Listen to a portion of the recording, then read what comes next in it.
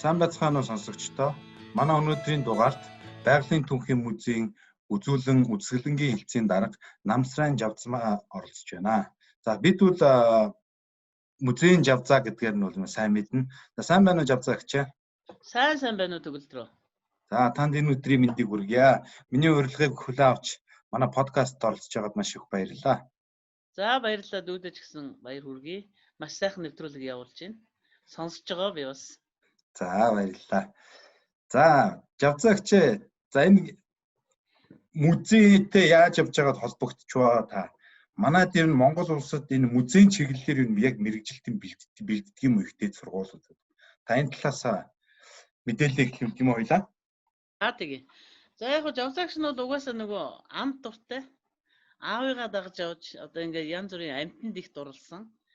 Тэгээ яасан гэхээр зэрэг Монголын амчтын нийгмийн төв зүйл 1992 онд Монгол Улсын их сургуулийг Агнуурын мэргэжлэр төгсөөд тэгээ тэнд нэг юм Агнуурын музей хийхээр болоод тэгээ тэдний анхных нь одоо юу гэдгийг тайлбарлагчаар нэгэсэнд намайг очиход бол бүрэн одоо музей үл дэглэгдээгүй тодорхой хэмжээгээр тэр музей бол ингээд босцсон байсан. Тэгээ тэнд бол тайлбарлагчаар очоо.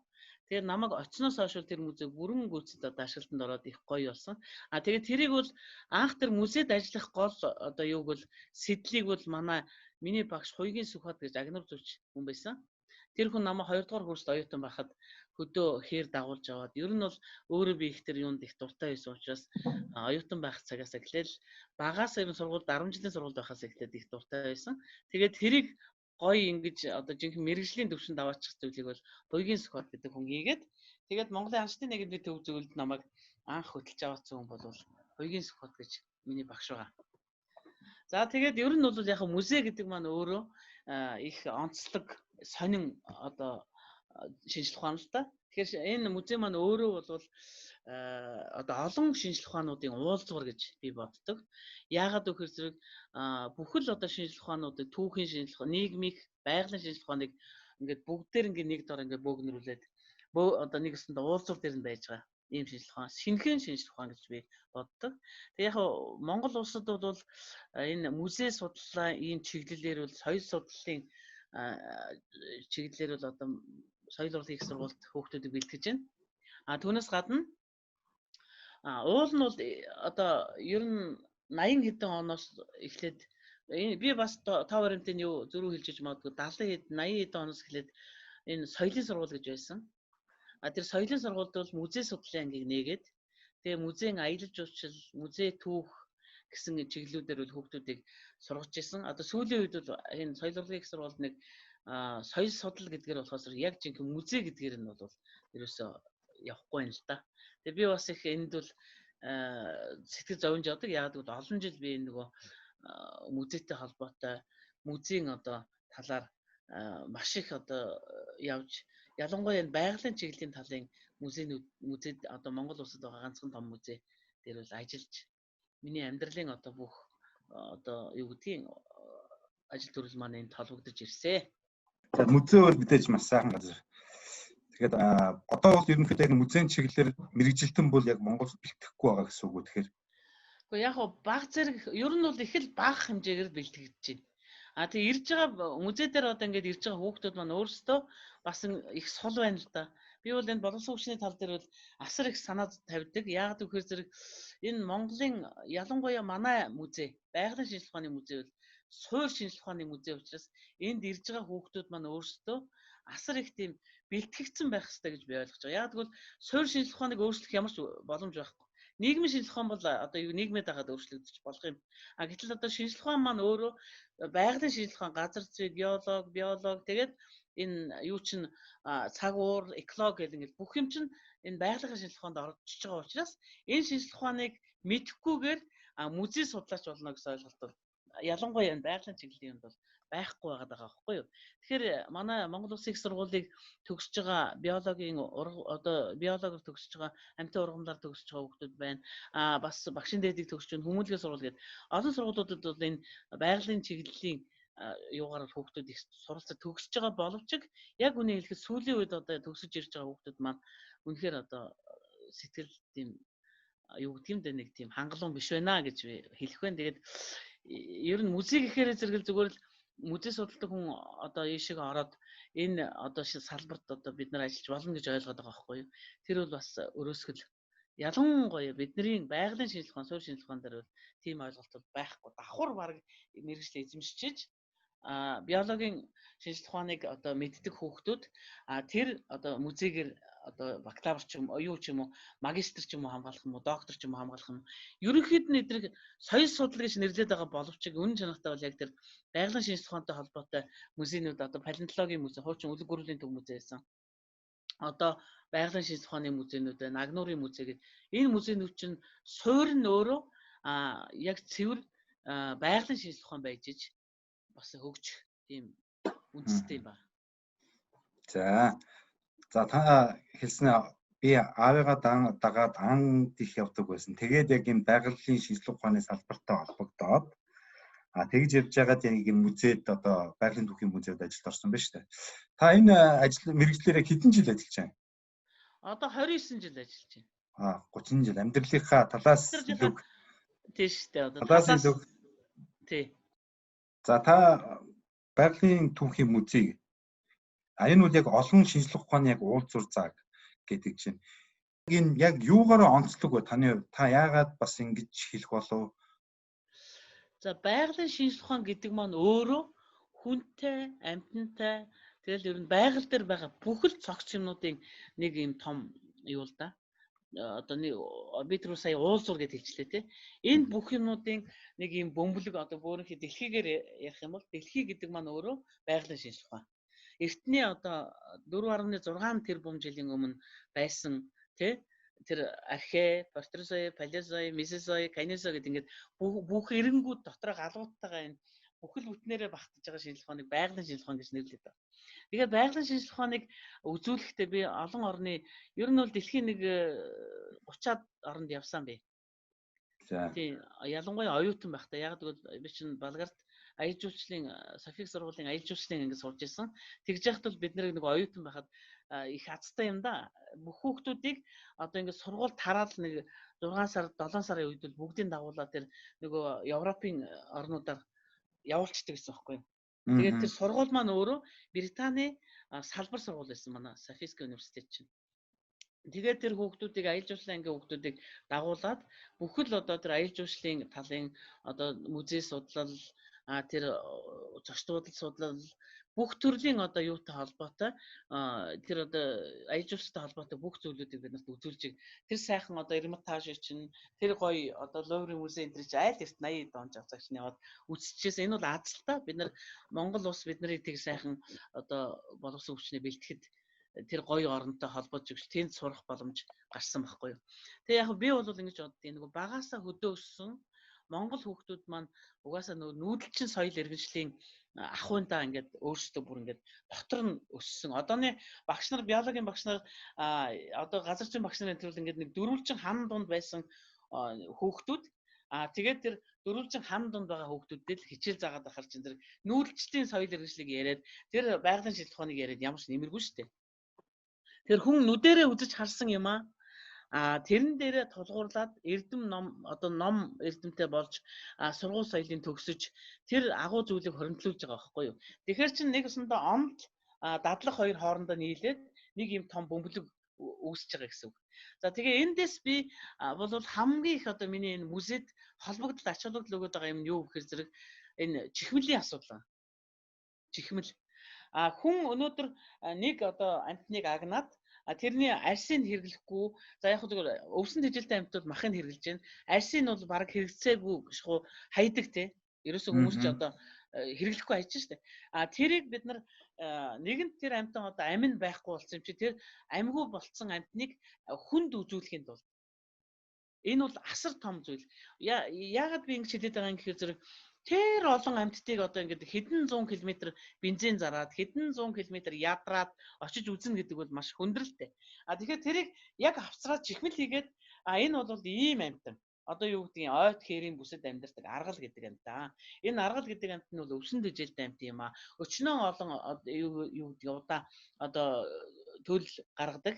Энэ төлөө гаргахтаа төд насалдаг юм Ингээд тэр өндөр уулын хээрийн амьтныг авчраад ингээд хүнд өөртөө явж үзснээс хүнд ингээд бэлэн болгоод тавиад өчгөр тэрийг чинь хүн үзээд энэ амьтан чи юм байт юм ач тусны юм байна. Бид нар чинь хүн гэдэг амьтан чи ийм гоё амьтнаар нүд баясгаж явдгийм байна гэдгийг энэ орчинтой нам тавьчих. Уулынх нь хээрийг цаа талд нь диором маягаар зуруулад энэ чинь маш олон хүмүүсийн баг ажиллаж энэ том музейг чи бий болгож байгаа шүү дээ. Тэгэхээр ер нь бол ихэнхдээ сүүлийн үед би бас тэр багш нарынхаа юуг бодоод хахад нөгөө 3 бүсвэр гэж яддаг шүү дээ. Одоо орчин үед юу гэж нэрлэж байгаа би бас сайн мэдэхгүй байна. Янз бүрээр болж хувирж байгаа эднэр.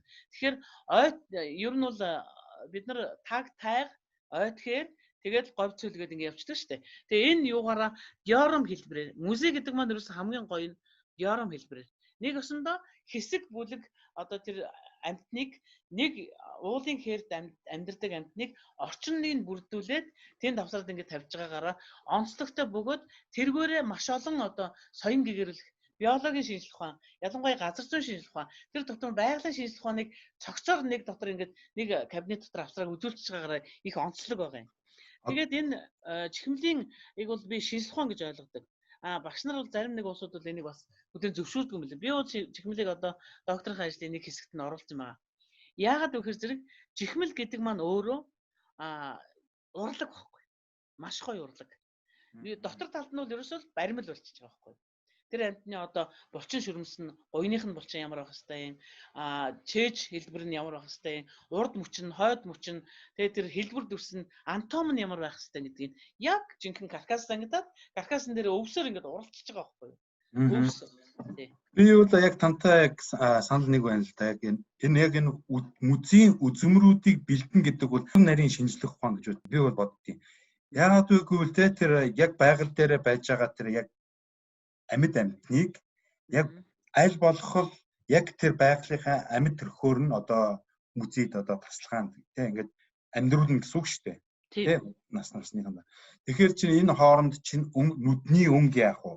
Гэх мэтлэнгээр ингээд айгүй яг маш олон асуудлууд одоо биологтой холбоотой тухайн одоо үзүүртэй холбоотой маш олон юмнууд гацна. Амьд одоо үзмөр болох гэж байгаа гэдэг. Тэгэхээр чинь нарийн шинжилгээ ухаан гэж байна. Энэ яг үзмрүүдийг та яг хэрхэн бэлдээ? Таны яг үндсэн дагнаж хийж байгаа ажил бол яг энэ үзмэр бэлтгэдээр гэдгсэн шүү дээ. Тий. Яаж бэлддэг юм? Одоо үзмрийг бол шүү дээ бэлдэх маш их том технологи байна. Энэ яадаг вэ гэхээр тухайн амьтны хизээ төлөлдөг вэ? Тийм ээ. Одоо биологийн шинжилгээ ухааныг л ярих гэдэг шүү дээ. Үр төлөө хизээ гаргадгийг, нас нь хэдийн, хөгшөрсөн юм уу, өвчтэй юм уу? Тэр амьтан амьдрах чадваргүй болсныгоо бид нар түүхийг боддог. Ер нь бол. Гэхдээ онцгой нэг сайхан амьтныг бол бас хүнд үзүүлэхийн тулд бид нар зориуд тухайн амьтныг агнахын тулд бол одоо тэгэл буудахаас л эхэлнэ шүү дээ. Тэгэхээр чин зэрэг одоо буудна гэдэг маань өөрөө яг хүмүүс л өөрөөр буруугаар ойлгож магадгүй. Буудна гэдэг маань тухайн амьтныг яг амин тусгаацарна. Жишээлбэл одоо бүдүүн хүзүүгээр нь юм уу, даалх авсрах юм уу, тарих толгойн асуудал. Одоо биний сүүлийн үед баримтцах юм юу гэхээр зэрэг аливаа нэгэн амьтныг одоо байгаль дээрээс авчраад тэр амьтныг зөвхөн арьсаар нь биш хэлхээ яс. Тэр дотроо бүр гавлан яс. Ер нь гавлан ясаар чинь бүх одоо амьтныг бол тодорхойлдог шүү дээ. Тэгэхээр энэ шинжилгээ ухааныхын холбоодлыг бид нар бас бодохгүй болохгүй. Зөвхөн чихмэлээгээд яг өснөөс дээж авч болно тий. Гэт хамгийн чухал юм бол амьтны судлалын шинжилгээ ухаанд бол ерөөсөө толгойн яс черп гэж ярьдаг шүү дээ бид нар тий. Тэр толгойн ясыг бол гэмтээхгүйгээр яг жинхэнэ оргиор нь авсрах тийм бодлого баримталж байгаа. Сая бисүү намрын хайгуулд явахдаа жижиг мэрэгчдийг авахдаа арсын одоо яг чихмэлийн технологийн дагуу өвчиж давслаад тэр тухайн амьтны арга ясыг нь тэр чигт нь одоо уусмалт хийгээд авчирсан байна. Тэгэхээр чи музей гэдэг маань өөрөө яг нэг шинжилгээ ухаан харагдаад байгаа шүү дээ. Нэг талдаа юм үзүүлэх гээд байна. Нөгөө талдаа бол бас шинжилгээ ухааныг одоо яг юугаар нь байлгах гэдэг шүү дээ. Өөрсдийнх нь үндсэн гол юугаар нь. Тэгэхээр энэ шинжилгээ ухаан гэдэг маань өөрөө биологийн шинжилгээ ухаан гэдэг маань өөрөө одоо жишээлбэл би нэг юун дээр зурман дээр жишээ авъя л да. Зурмны 1957 онд агнсан зурмны гавлаас одоо уртсуул зурм тий. Тэр уртсуул зурмны гавлаас нь одооны байгаа одоо их гамтай жилийн зурмны гавлаастай харьцуулахад тэнд өөрчлөлт гарсан байгаа байхгүй юу. Тэгэхээр энэ дээр бол нэг том доктор ажлын сэдв гараад ирж байгаа. Хаана ямар юм өөрчлөгдсөн. Гавлынх насан дээр одоо нэг Монголид, Европод, Нигерид гэдэг нэг 3 төрлөөр хүнийг антропологчид яадаг шүү дээ, хүн судлаач нар. Яг тэрнтэй адилхан бид нар ч гэсэн биологийн шинжилгээнд суусрынхан, ногтынхан гэл ингээд бүгдийг овгоор нь ялгаад сүүлд нь зүйл болгоод гаргацдаг. Яг тэрнтэй адилхан өнөөдөр музей гэдэг маань өөрөө шинжлэх ухааны байгууллага, танин мэдхүн байгууллага, соён гэгэрүүлдэг байгууллага. Тэгээ энд эдгээр зүйлийг бэлтгэхэд яг жинхэнэ технологийн дагуу бэлтгэж авсраад технологийн дагуу одоо жишээлбэл би сая нэг баавга хэлээ л дээ 2 настай баавга. Хан энтийн тусгай хамгаалтай газраас нодлон манад ирсэн. Тэр баавгыг хийхэд бол яг жинхэнэ технологиор нээж хамгийн түрүүнд эхлээд бид нар арга ёсыг нээх хэрэгтэй. Тэрийг төмрөөр гагнаж бэлтгэн. Дээр нь дахиад махыг бэлтгэхэд бол бид нар сүрэл өвсийг дахиж загас хэлбэрт оруулж ороогоод тэрийгээ дахиад одоо тэр нөгөө арам зангидсан байгаа шүү дээ. Тэр анатомийн дагуу булчин ширмс бүх юмнуудыг хийгээд хамгийн сүүлд нь цавуутай маарлаар одоо тэрийг эргэн тойронгүй ямар ч хөдөлгөөнгүй анатомийг харуулж иж тэгээд тэрэн дээр арьсаа бүр яг жинхэнэ бүр сантиметрийн зөрүүгүй арьсаа одоо яг тохож тэгээд нүүр амын янзлан ер чи тэр нүд гэж хэлсэн те нүд гэдэг бол ерөөсө хүний ч гэсэн амьтны ч гэсэн ерөөсө толин байдаг байхгүй юу. Тэгэхээр нүдийг бол маш гоё хийх хэрэгтэй. Тэр зэрлэг амьтны нүд ямар байх хэрэгтэй. Тийм зөөлөн юм нэг хачин дорой юм хийчих юм бол тэр чинь бас зэрлэг байж харагдахгүй шүү дээ. Тэгэхээр өвсөн тэжээлтэй амьтны нүд нь аюул зөөлөн дор одоо харахад бол нэг юм зөөлөн харагддаг. Төлөвтэй дөлгөн.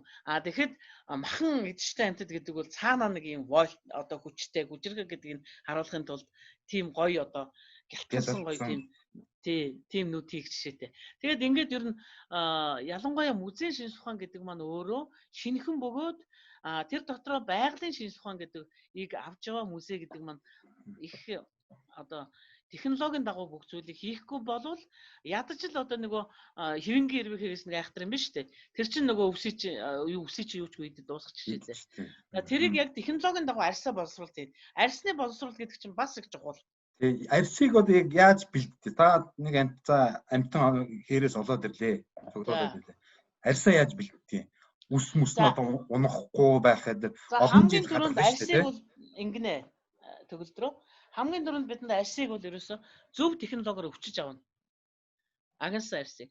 Тэгээд зоон уруунаас нь задлана. Нөгөө нэг хончилж ингээд өвчөөд байдаг шүү дээ. За тийм. Тэр чинь одоо болчихсон. Одоо бүх төрлийн би сая Америкийн тэр нөгөө Смитсоны байгалийн түүхийн музейд очсон байхгүй юу? Тэгээд тэнд очсон чинь Пол Раймер гэдэг миний багш байдгийн чихмлийн мастер. Тэгээд сая би асуулаа. Тэгсэн чинь ингэж тэр хүн. За одоо ингээд бид нар чинь юу яалаа?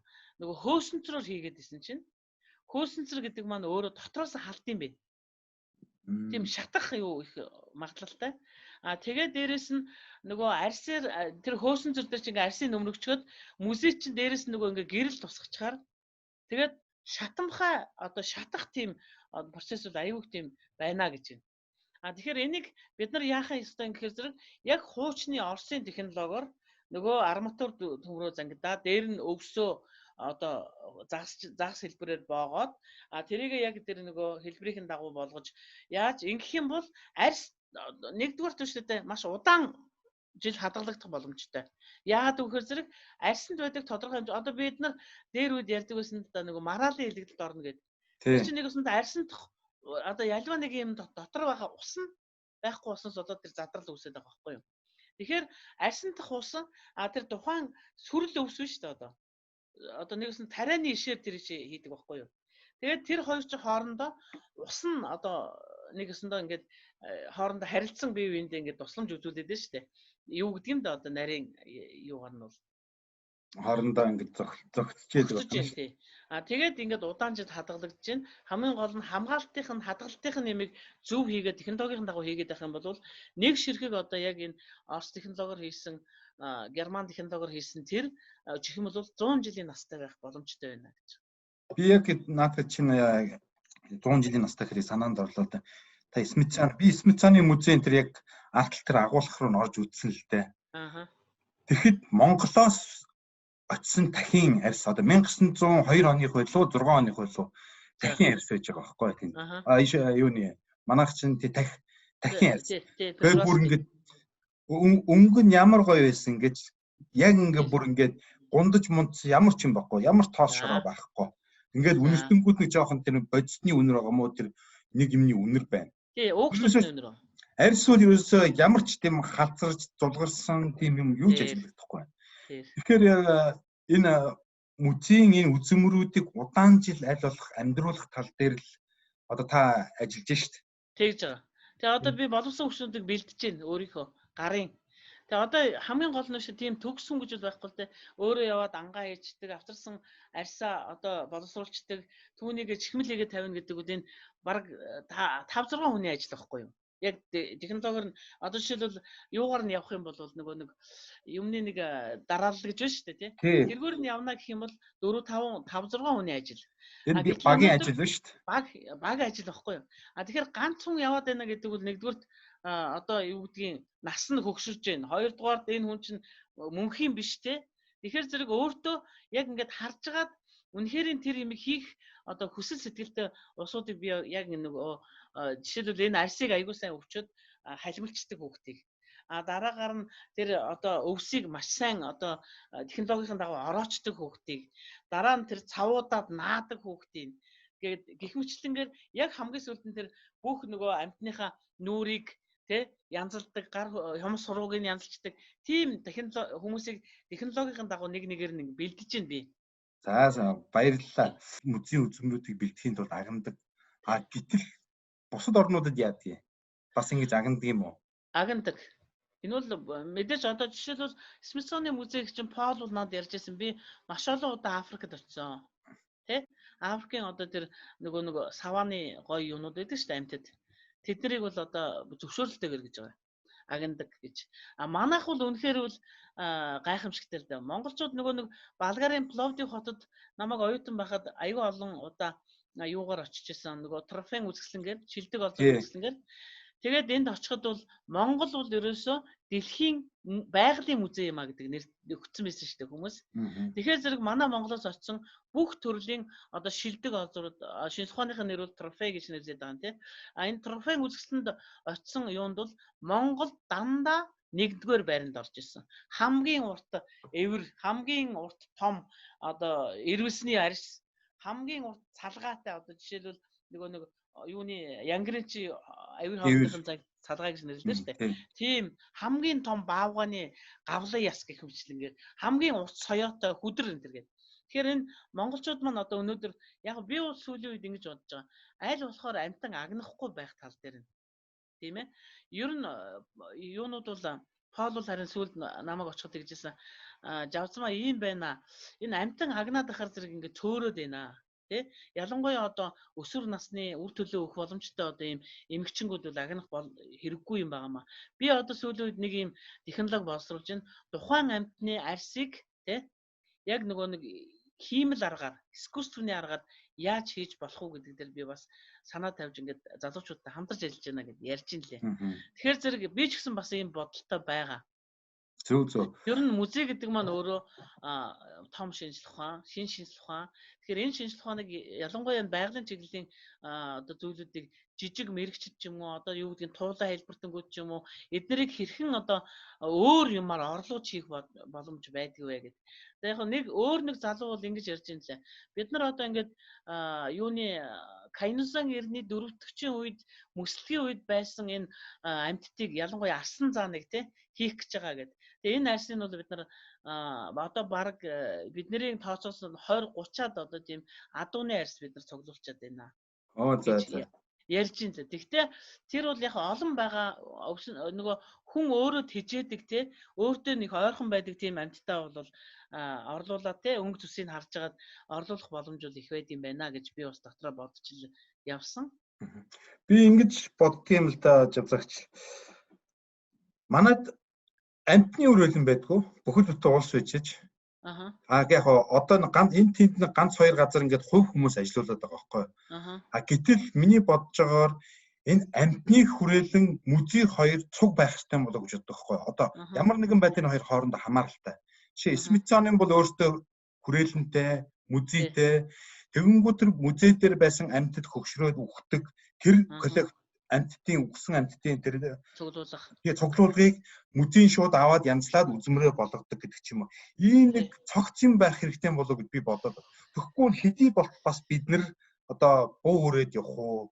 Энд чинь бас нөгөө зарим тохиолдолд бол одоо дэлхийн өндөр хөгжилтэй орнууд энэ талаар бүр эсэргүүцэж шүү дээ. Амьтны хүрээлэн эсэргүүцэж जैन зарим нь музей дээр ингээд амьтан алдгийг бол эсэргүүцдэг юмнууд байж идэг тий. Та бол сонсч л байсан баг. Тий. Таны бодлоор юу гэж бодож? Уншиж ирсэн байна би. Би ч одоо их ном уншдаг хүн шүү дээ. Тэгээд номон дээрээс уншиж ирсэн чинь бас наадах чинь бол маш зөв. Миний чи өдрийн санаа бол яг нийлж байна. Ёстой яв цав нийлнэ гэдэг болж байна. Тэгэхээр манайхан бол энэ амьтныг тэжээх гэдэг тал дээр туршлага их муутай юм уу да. Тэ. Тэжээх тал дээр. Ялангуяа зэрлэг амьтдыг. Яг өөртөө бол нүүдэлчин соёл иргэншилтэй тэр адуу малаа адуулах тэгээд тэр ахуй нэг одоо бид нар 5 хушуу мал гэж нэрлэдэг шүү дээ. Тэрэн дээр бол бид нар бол гайхамшигтай болж байна. Тэгэхээр наадах чинь бол ерөөсөө ингээд нөгөө биотехнологийн арга гэж байна. Оросууд бол одоо наадах чинь тэр ойн булга тэгээд тэр хар үнэг тий жижиг одоо тэр өвсөн юу махан тэжээлтэй амьтдыг хооронд нь элдисжүүлээ дундаас нь одоо ийм бас их хэвтэйхэн хэлбэр төрсөн адилхан мөртлөө гений хувьд бол өөрчлөлттэй тийм юмнуудыг гаргаж байна л да. Тэгээд тийм зүйлүүдийг бол манайх хийх нь маш зөв. Одоо энэ асуудлыг бол ерөөсөө бүр юу гэдгийг засгийн газрын бодлогын түвшинд энэ асуудлыг ярих хэрэгтэй байхгүй юу? Ялангуяа байгалийн түүхийн музей өнөөдөр яг боловсролын юм уу эсвэл соёлын юмд байх ёстой ч юм уу үгүй ч юм уу. Энэ байгаль орчны аялал жуулчлалын яамны харьяа байх ёстой ч юм уу. Тэ? Тэгээд тэр байж байгаа тийм одоо юу гэдэг байгалийн өвийн төв гэдэг ийм төвтэй. Тэр нь бол зоопарктай, тэгээд тэр хүрээлэнтэй, тэгээд музейтэй. Ер нь бол хэцээс төвш ингэдэг штэ. Хүрээлэнд судлагдаж ирсэн одоо юунуудыг алдууруудыг музейд өгөх ёстой. Нэгэнт судлагдаад дууссан бол тэрийг одоо хүрээлэн дээр байлгах шаардлагагүй. Би энэс ч бол сая нөгөө палеонтологийн музей, өдөр гүрлийн төв музейн захирал байхдаа маш их тийм юу эсэргүүцэлд илэрхийлж ийлээ л да. Яагаад гэвэл зэрэг Монгол оронд олдсон олдвруудыг Монгол орноос олдсон олдвруудыг эрдэмтдийн өөрийнх нь одоо хувийн юм биш шүү дээ. Тэр чинь Монголын төрийн өмч. Тэр сайхан зүйлүүдийг тэгээд нэг контейнер дотор аваачаад дартсан. Эсвэл нэг усан оргилуултай газар аваачаад өөрөөсөө эрдэмтэн судлаач хүмүүс ээжиж тийм өөрсдийнхээ эсрэг юм хийж болохгүй байхгүй юу? Тэрийг яг жинхэнэ хадгалдаг хамгаалдаг газар нь яг ном журам дөрмийнхэн дагуу бүртгүүлээд тэгээ тэр олон контейнерт одоо юунуудыг л өгөх хэрэгтэй археологийн, палеонтологийн бүх олдвруудыг. Тэгэхээр манай хүрээлэнгүүд ч гэсэн өөрсдөн дээрээ байгаа маш одоо ховор тий өнгө зүсний хувьд одоо альбинизм гэдэг нэг улаан нүдтэй юу гардаг шүү дээ. Тийм одоо юу гэдгийг өнгөгүй те өнгөний нөсөө байхгүй. Өнгөний нөсөө тий.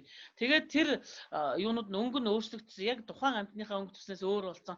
Тийм содон гой зүйлүүдийг л хүрээлэнгүүд музейд өгөх хэрэгтэй байхгүй. Альбесаар хүлээлгэж өгөх хэрэгтэй. Тэгээд би сая хин гэж үндсэн хуулийн төслийн дарга Жансан гэж нэг мундаг хүн байд юм биш үү хуульч байдаг да мэдэндээ чи. Тэр хүн манад сая юуны одоо мөслөгийн үеийн 2 3 бараг 5 6 ширхэг тийм олдвруудыг үн төлбөргүй өгж байна. Тэ? Тэгэхээр манай монголчууд өнөөдөр альва нэг одоо ерөн зүгээр энэ тийм дагнсан амьтанч байдаг юм уу? Эсвэл одоо тэндээс олдсон тэр палеонтолог археологийн олдврууд байдаг юм уу? Тэрийг музейд авчирч өгөх ёстой. Авчирч өгөхөд нь урамшууллыг нь сайн олох ёстой. Манай одоо засаг тэр яам тамгын газар тий. Тэгэх юм бол хүмүүс үнэхээр одоо өнөөдөр яг зүгээр мөнгө гэдэг маань бол хэрэглээ шүү дээ. Тэгэхээр энэ хүмүүс орчин цагт бол мөнгө л хүнд хэрэгтэй л байгаа. Тийм учраас тодорхой хэмжээгээр тухайн одоо юунд нь зориулсан журам боловсруулад тэрийг нь одоо ард түмнээс авч бид нар үүцээ нэг өсөндөө их болох хэрэгтэй байхгүй юу? Тэгэхээр би сая би чамд нэг юу хэллээ шүү дээ. Энэ байгалийн шинжлэх ухаан гэдэг маань өөрөө их айхтар одоо юу гэдэг суур шинжлэх ухаан учраас энэ олдоц байгаа юмнууд нь бол юу яах хэрэгтэй. Энэ яам гэдэг байгаль орчны яамны харьяа байгалийн өвийн төв гэж би болох хэрэгтэй. Миний бүр насаараа бодсон энэ бодол шүү. Тэгэхээр энийг бас хүмүүс сонсгол байх л да. Тэгэхээр би сонсох гэж ярьж байгаа байхгүй юу? Тэр байгалийн өвийн төв гэдэг дотор чинь чи битрийн сая яриад байгаа тэр одоо зоо парк чинь, тэр хүрээлэн чинь, тэр музей чи бүгдээрээ багтчих байхгүй юу? Тэгээ энийг яг жинхэнэ чаддаг хүнээр нь удирдуулад мэддэг уусууд мэрэгчлэнгүүдийн жинхэнэ сонгон шалгалтын дагуу би энэ үлэг гүргийн төмөцөд л ерөөсө таньдаг хүнээр авсан нэг ширхэгч хүн байгаагүй шүү дээ. Дандаа сонгон шалгалтаар авсан.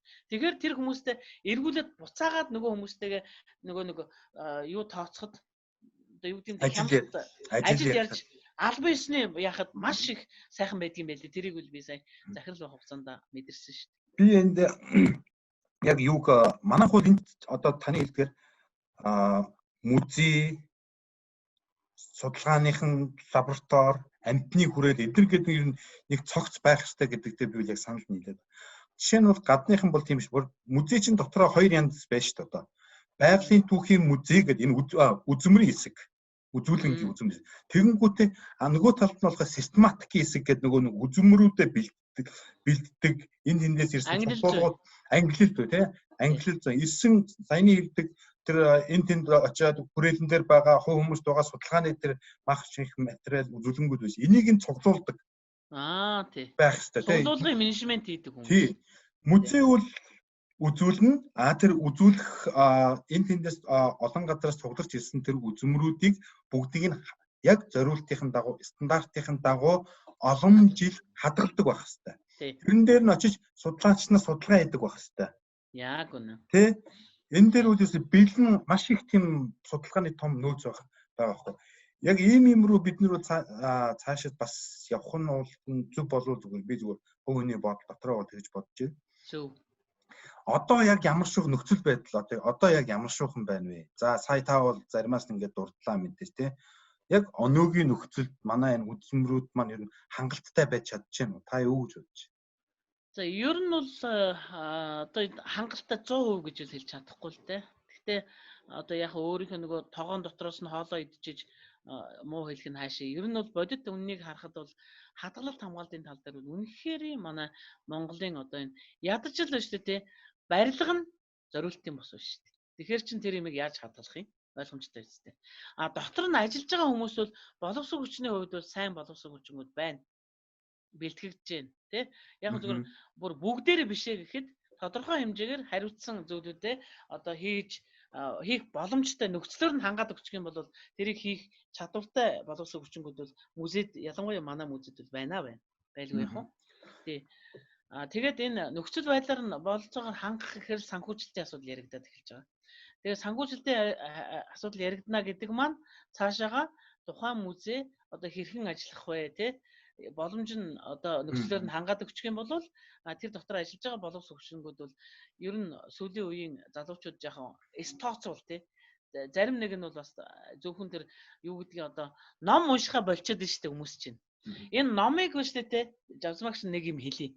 Ном гэдэг маань хараа маш их олон одоо тийм хяналтын дор гарсан маш их шинжлэх ухааны үндэслэлтэй олон хүний толгоогоор дамжиж одоо ариусгагдаж нөгөө сүүлийн үед ч одоо тэр номыг чи хянан тохиолдуулсан гэдгийг чинь шүүсийн шахаж олон хүний олон шүүсийн шахаж гараад ирсэн нэг том одоо цогц бидний мэдлэгийн уул уурхайн тийм одоо тэжээж байгаа хоол гэсэн үг байхгүй юу?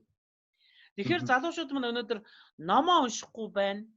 Номыг бол үл тоож байна. Интернетээс авсан нэг жоохон мэдээллүүдийг тэр чинь угаасаа нэг хүнд амсуудаад хайсан таны мэдхгүй юмнууд байгаа шүү дээ. Хамгийн гол нь бидний уншиж байгаа ном гэдэг маань шинжлэх ухааны үндэслэлтэй олон хүний тарих толгойн одоо үйлдвэрлэж гаргасан ийм агуу зүйл учраас номыг маш сайн уншиж тэр өөрсдийгөө боловсруулах юм дээр л залуучууд маань их анхаарах хэрэгтэй болов гэж жазмагч боддоо шүү дээ.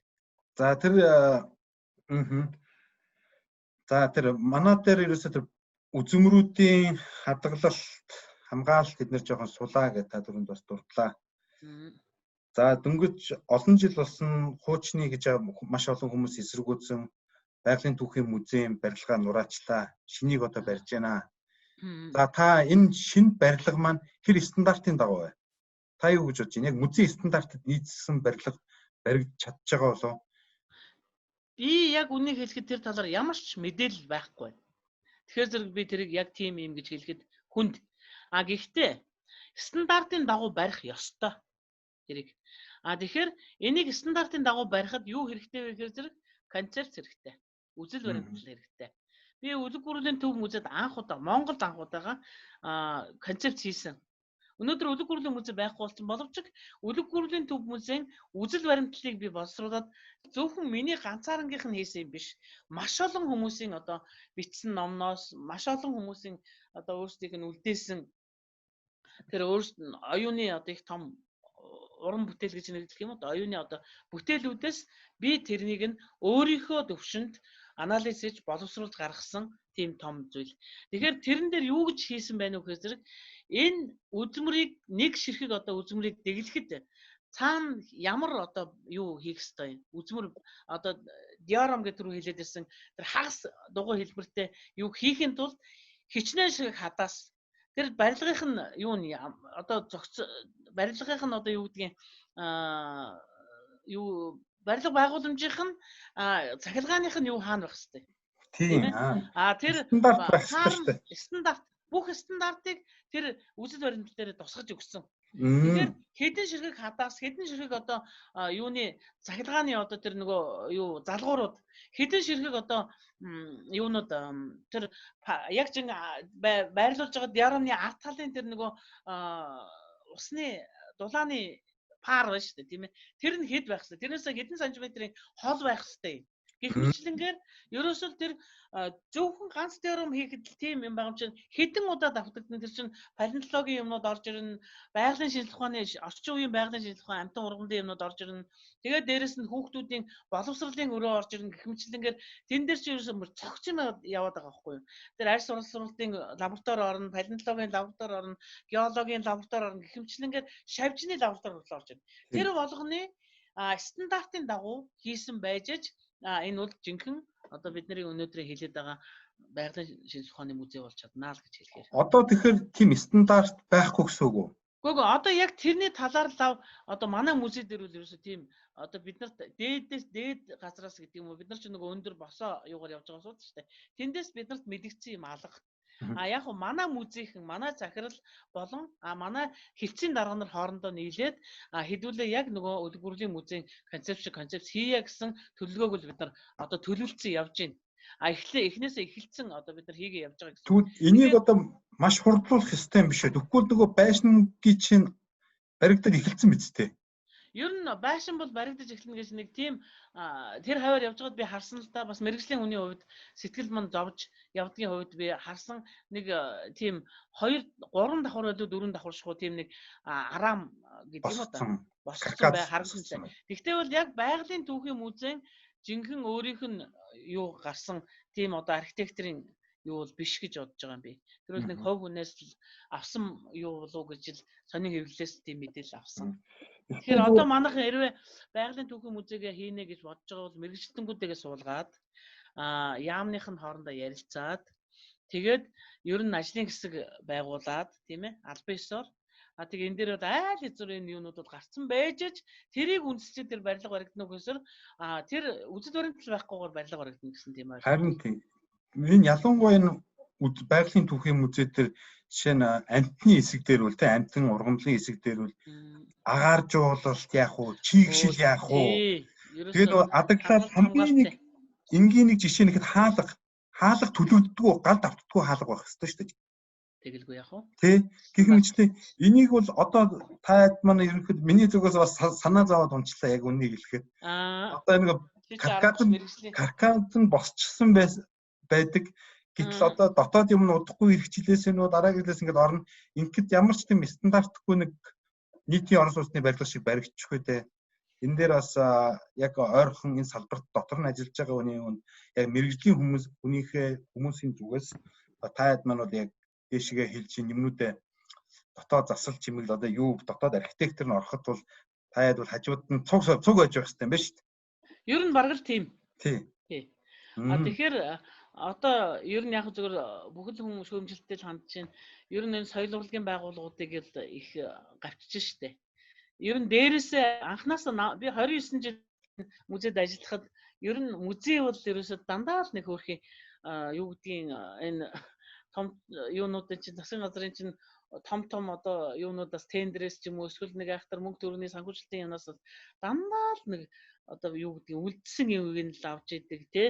Нэг ийм л нэг одоо энэ чинь хамгийн том соён гэгэрүүлэх нялх хүүхдүүд хүртэл бид нарыг одоо жоохон баг чинь музейг чинь 3 төгрөгөөр өдөрөлдөг. Энэ чинь баг үлгэрийн юм яах гэж юм бэ.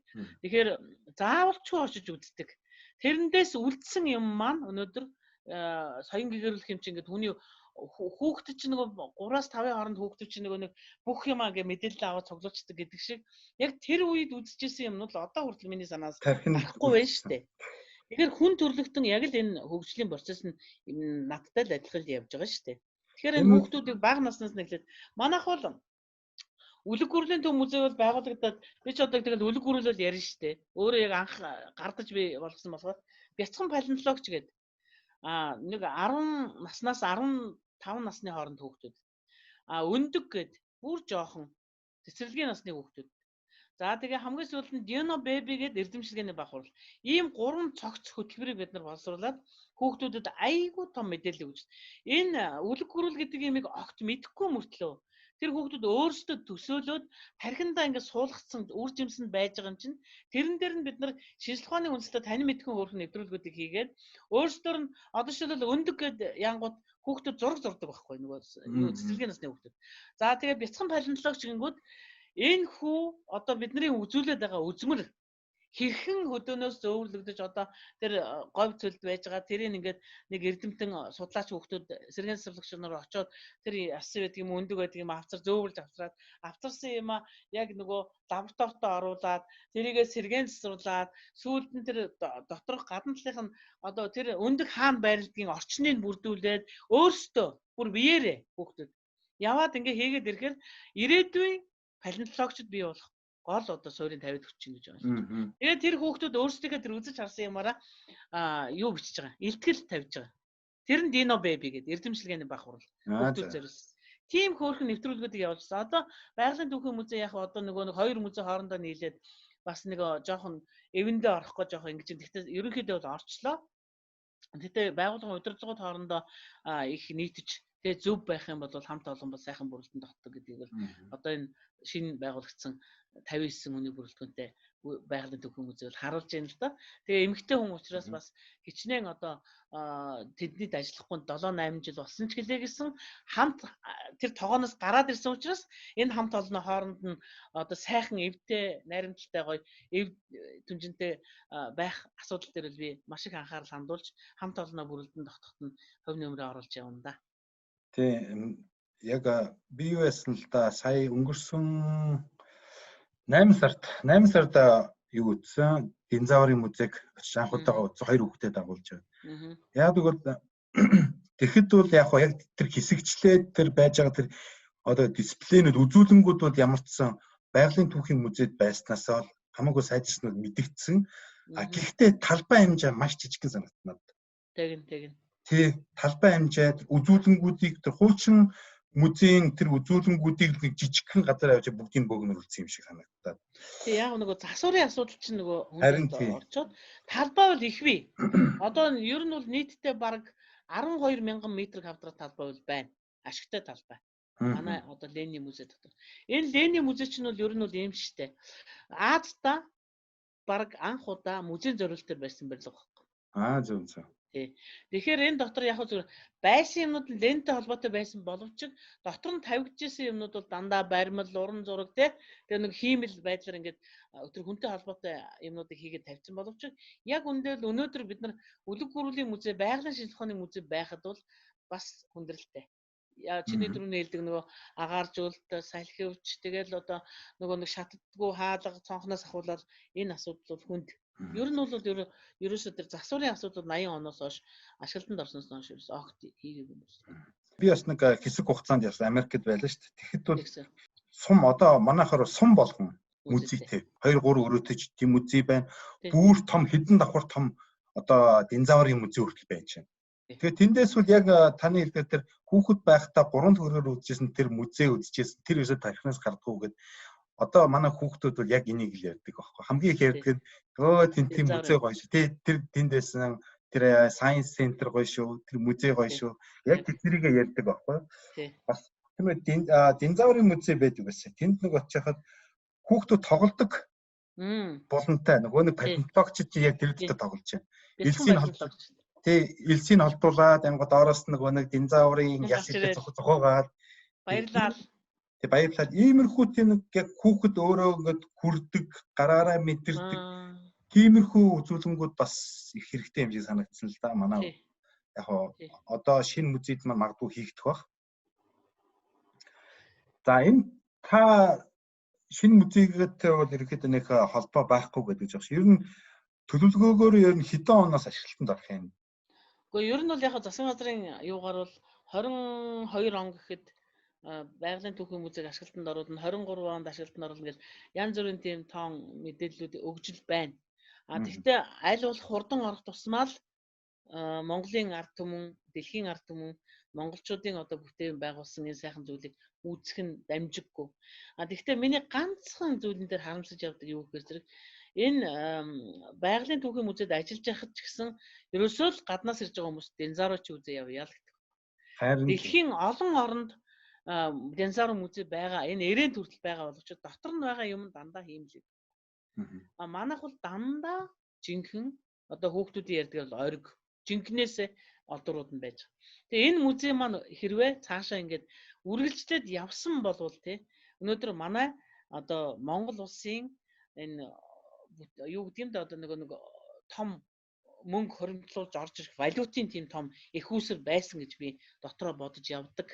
Энийгээ ч би нуухгүй хүнд ч хэлдэг. Тэгэхээр өнөөдөр ингээд нүүлээ өөр тийш нь аваачлаа гэсэн тохиолдолд байгалийнхаа шинжлэх ухааны музейгээс ер нь үлэг гүрлийн музей нь бол тусдаа байх нь бол их зүйтэй юм а гэдэг тийм үзэл баримтлалыг бодож явдаг. Гадны музейнүүд ч гэсэн байгалийн шинжлэх ухааны музей, Смитсоны музейг мэднэ, Нью-Йоркийн музейг мэднэ тий.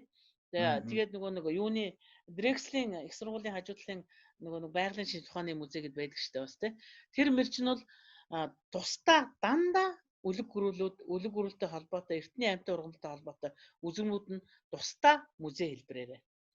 Тэгээд байгалийн шинжлэх ухаан гэдэг маань өөрөө яг процесс нь бол логикийн хувьд бол энэ хоёр хамт байх нь бол зөв. Гэхдээ манай Монгол орн дэлхийн хэмжээнд хамгийн их олдоцтой одоо баг 1 номерт орох гэж байна энэ юугаараа. Одоо олдууруудаараа. Музейн олдууруудаараа юу? Тэгэж нь байгаль дээрээс олдож байгаа одоо энэ эртний амьтан ургамлын олдууруудаараа дэлхийд яг гэвэл судлаач нар нь манайх их цөөдөд байна л да. Тэгэхээр судлаач нарыг их сайн бэлдэх ёстой. Палеонтологийн шинжлэх ухаан чинь бас л биологи, геолог хоёрын уулзуур шинжлэх ухаан шүү дээ. Тийм. Тэгэхээр чадвар зөв хандлагатай хүүхдүүдийг сонголт хийгээд тэр хүүхдүүдийг явуулах юм бол эрдэмтэн судлаач нар жинхэнэ одоо чадвартай эрдэмтэн судлаач гарахыг үндэслэл сайтай гэж би боддоо шүү дээ.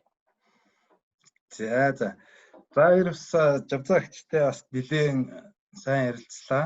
Бас сайхан мэдээллүүдийг бас хэллээ, баярлалаа. Тэгээд ерөөхдөө сүүлийнхээ нэг асуултыг танаас асууя гэж бодож байна. За та олон жил хөдөө гадаа явж байна. За ихэнхдээ буу үрээд явж байгаа нэмэгтэй хүн. Одоо танд санаа зовж өгдөг зүйл байна уу? Одоо энэ байгаль дэлхийн одоо таны 29-30 жилийн өмнөх байгаль мэдээж өнөөдрийн байгаль хоёр бол өөрчлөгдсөн. Хамгийн их санаа зовж өгдөг юм чинь юу вэ таны? Өөрчлөхийнсэн энийг нэг засахынсан гэж бодож явдаг. Одоо шүү дээ дээрүүд Монголын анчтын нийгэмийн төв зөвлөл гэж байсан. Би одоо дандаа л өөрийнхөө нэг юутай юм ярих гэдэг чинь толгойтой юм да. Тэгэхэд шүү дээ агнуур зөвчт гэж одоо байла Монгол улсад. Нилээд агнуур зөвчт. Тэр нь 30-40 агнуур зөвчтийг л гадаад дотоодын нийлсэн үндэсний боловсон хүчинтэй болцсон байсан байхгүй юу. Тэгэхээр энэ байгаль орчны яамд агнуур зөвч хүн хэд байгаа бол нэгдүгээр. Хоёрдугаард энэ зохион байгуулалтаагаар ан агнуулна гэдэг маань өөрөө цаана шинжлэх ухааны үндэслэлтэй агуу зүйл юм байна. Тэгэхээр жил ирэх тутам явах тоолнонд л ерөөсөй байгаль чинь маш их суурьсан. Тэр байгалийн нөгөө юунууд ургамлын нөгөө юунууд байдаг шүү дээ. Яаруснууд, өвслөг, бутлаг, модлог гэл тээ. Энэ ургамлуудын тэр хоорондын тэр нэг юунууд байна шүү дээ. Одоо ингээд зурааснууд тээ. Тэр үл ерөөсөй баг ингээд юу ч мэддэхгүй болсон харагдаж байгаа байхгүй. Тэгээд хөл газрын ургамлууд маш их ургасан байна. Тэгээ энэ бол Хөл газрын ургамал гэх нь ямар ургамал вэ? Одоо хогийн ургамал гэсэн үг шүү дээ. За. Хөл газрын ургамал гэдэг чинь нэгэсэндээ одоо энэ жинхэнэ байгалийн ургах хэвээр ургамлуудын их усрын тавьж өгж байгаа юм байлээ шүү дээ. Тэр хөл газрын ургамал гэдэг чинь. Би номноос хүмүүс ихэнх нь магадгүй нөгөө шарилж гэдгээр нэг бол шарилж гэдгээр нь л хүмүүс ойлгодог. Хөл газрын ургамал. Шинжлэх ухааных нь нэрлэг нь тийм юм байлээ. Тэгээ яг зөвхөн энэ зүйлийг байгаль орчны яам дээр одоо жинхэнэ одоо мэрэгжлийн хүмүүсүүд энэ байлгаад одоо багыг нь би мэрэгжлийн бус гэж байгаа юм биш. Бидний үеийн одоо мэрэгчлэнгүүд бол жинхэнэ тулж ажилладаг байлаа. Одоо бүх юмтайгаа тулдаг. Жишээлбэл байгаль орчны яамд ажиллаж байгаа нэг одоо агнуурын амтны мэрэгчлэн бол бүр тэр баррикадын төвийн ойн байцаагчтай хамтарч ажилладаг байлаа.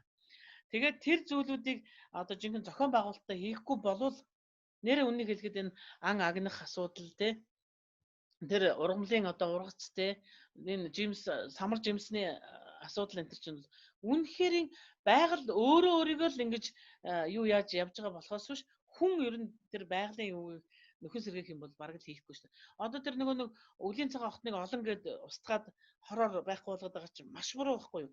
Тэр өвлийн цагаан охтны чинь байгаль өөрөө үнэг тэрс хоёр намар одоо хаврын улиралд өөрсдөөс гарсан 5-6 төлтөөг нийлээд өдөрт 200 ширхэг үлийн цагаан охтныг иддэг гэж байгаа. Үлийн цагаан охт нь өөрөө хэдэн настай байлээ те? Чи өөрөө биологч юм мэдчихэж байгаа. Жилээс илүү гарахгүй шүү дээ. За дээдл нь 2 жил 3 жил. Чи бүр тэр нарийн судалгааг хийсэн юм шүү дээ тэр их нафтад. Тэгэхээр эдгээр амьтдыг өөрсдийг нь хэм хэмжээнд нь байлгаад ах юм болов уу те? Энэ бол асуудалгүй. Тэгээд өөрөө аяндаа сэргэн те. Аяндаа өөрөө сэргэн.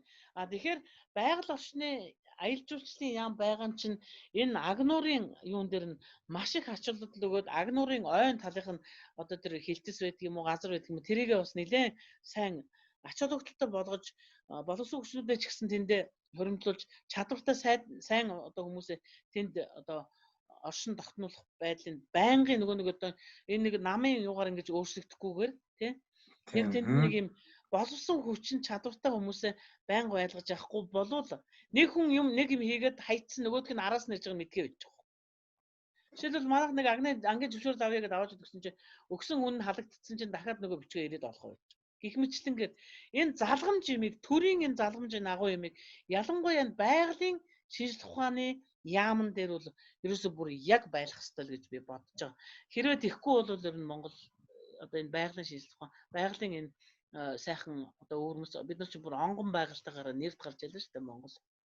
Уучлаарай дөрөв сүүлчийн асуулт гэж хэлсэн. Гэтэ таны ярианд саяны яриан дээрээс нэг асуулт надад гарч ирлээ л дээ.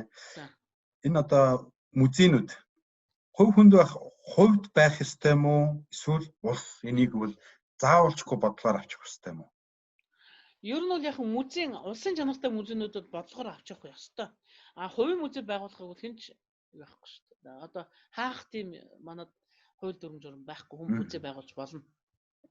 Гэхдээ улсад байна гэдэг маань улсын төсвөөс санхүүжилттэй бас тодорхой хэмжээний хүмүүсийг цалинжуулаад тэр хүмүүс нь ёс журмынхын дагуу хууль дүрмийн дагуу тэр тухайн одоо хадгалт хамгаалтыг хараад тэг хичнээн одоо юу зориултын бус байшин барилгад байгаа ч гэлээ гэсэн зориултынх нь одоо юугаар аль болохоор тэрийг авч үлдэж те одоо эн чинь бидний үүс шүү дээ үеийн үед өрийн үрд үлдэх үүс маань учраас энэ музейн юун дотор хадгалт хамгааллынхаа тал дээр энэ музейд байгаа ажилчин боловсон хүчингүүдийн амьдралыг нийгмийн асуудлыг шийдэхдээ энэ асуудал бол айгүй тийм тулгамдсан их асуудал гэдгийг бас манай төрийн дээд удирдах албан тушаалтангууд бас ойлгож мэдчихэл байгаа болов гэж бодож байна л та. За баярлалаа Жавзагч. За манай өнөөдрийн подкастт орж бас сонирхолтой сэдвээр ярилцсанд.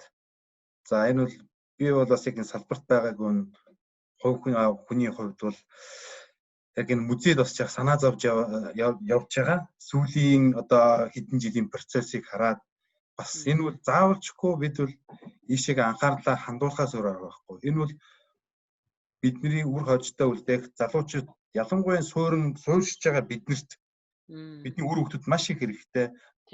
Экологийн боловсролыг олгож байна. Байгалийн соён гэгээрлийг олгож байна. тэр бид нэр хүн болгон айл болгон аялаад иж чадахгүй штэ. Баруун аймагуд руу эсвэл зүүн аймагуд руу аялаад говь руу аялаад иж чадахгүй. Гэтэл тэр бүгдийг нэг газар харуулах тийм боломжийг олгодог.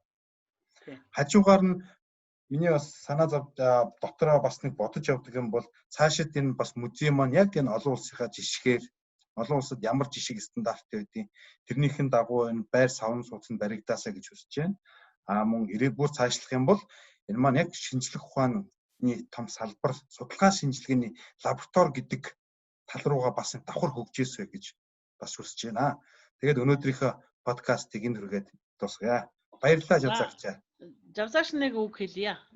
Одоо энэ нэвтрүүлгийн сүүлийн юм дээр болно үстэй. Баа. Тэгээд ийм ер нь бол яг зүгээр би чамайг мэднэ их мундаг оюунлаг сайхан биологч.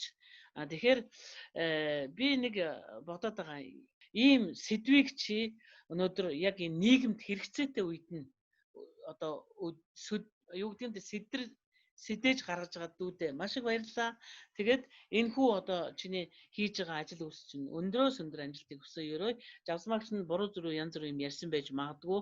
Хит одоо шудрах хүн учраас энэ зүйлүүдийн одоо та бүхэн болгоогоорой. Тэгээд та бүхэндээ амжилт, аз жаргал, эрүүл энхийг хүсье. За баярлалаа.